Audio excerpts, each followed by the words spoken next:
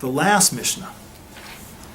So we're on page 564 in the Art Scroll. It's Mishnah 23. It's the end of the third parak. And it sums up everything. It says, Rebbe Eliezer ben Chizma says, Kinim upische nida. Hein, these, exactly these, gufe halach. These are the essential laws. This is what's important. This is why you're in this. Right? To kufot, ugumatriot, the cool, interesting, fascinating stuff, astronomy and mathematics and gematria and Kabbalah and big, beautiful vortelach and huge speeches, parparot l'chachma. That's like spice. Right? That's like putting seasoning on your chachma. It's wonderful. It's beautiful to hear a great drush and show how this idea connects to that idea, right? But the essence of halacha is the laws of bird offerings and the detailed laws of nida. Right? The laws of how to tell, is this really blood? Right? Is it uterine blood or not uterine blood? Is it? Right? It's messy. Right? It's messy, kind of embarrassing, kind of physical.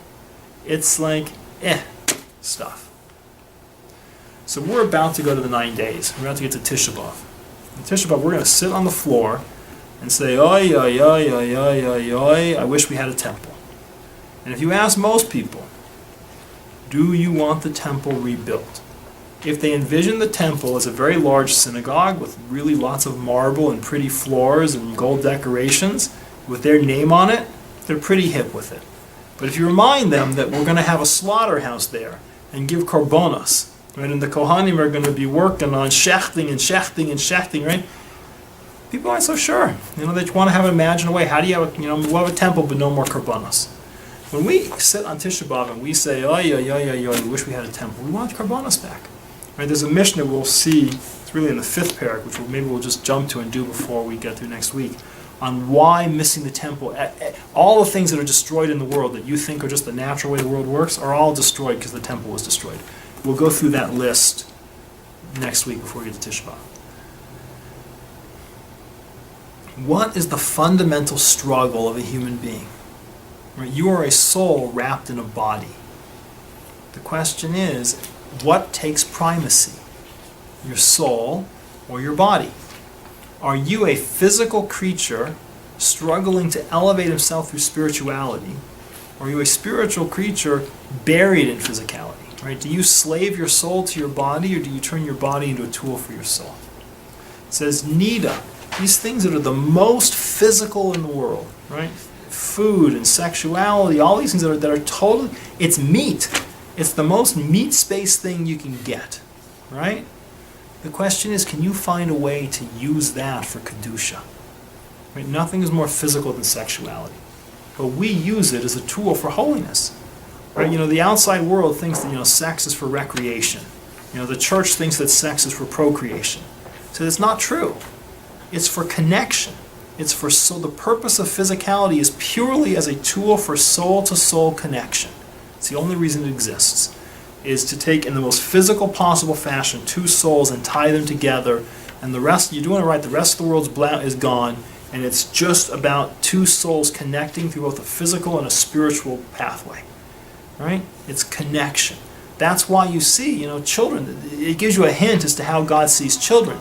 The children are born out of that spiritual connection, right? And to the extent that you maintain a wholesome and healthy spiritual connection to your partner, that influences how your children grow, what kind of people they become and how they become. It's a difficult, right? When you've got separation between you and your partner, you and your wife, it's a much more difficult thing to keep your kids in a wholesome state. It's an effort that has to be made. The physical has the ability to become spiritual if we choose to do it. We saw before, levity is the gateway to erva, to destroying spirituality and using it purely as a physical pathway. Our Mishnah says, what are the key halachas? Why are we doing all this halacha stuff? Halacha stuff is, how do I take a physical universe and convert it to use it in a spiritual fashion? How do I elevate it? How do I make meat serve a soul? That's what korbanos are. There's nothing more physical than an animal.